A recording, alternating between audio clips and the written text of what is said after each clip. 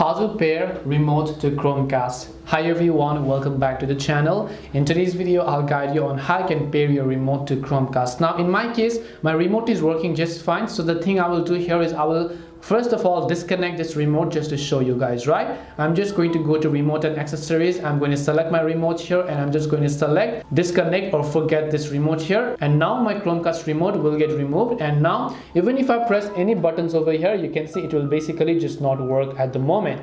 So now what do we do if you want to go ahead and then actually reconnect your remote? Well, it's actually very simple. On the back of your Chromecast, which is on the hardware, you'll find this little power button, which is going to be if you're using the latest generation of Chromecast. You want to make sure to just click on that button just for once.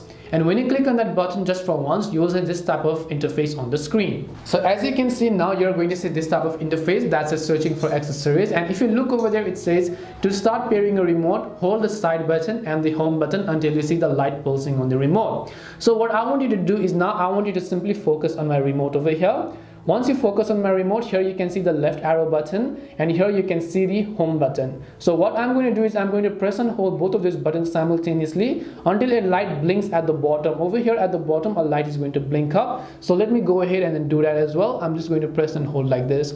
Once I do that, a light will be blinking from the bottom of my Chromecast remote, as you can see. And as the light blinks, on your remote or on your Chromecast, a specific remote Chromecast is actually going to get identified from the top right hand side, as you can see over there. So now what you need to do is just click on that and now your Chromecast remote will be successfully paired. If you just click on it once, you can see it says pairing and now it will start getting paired with that remote. And this way you'll be able to reconnect your Chromecast remote to your TV. Hope this video was very helpful. If you have got any questions, feel free to leave them down. Thank you for watching till the end of this tutorial and see you soon in the next video.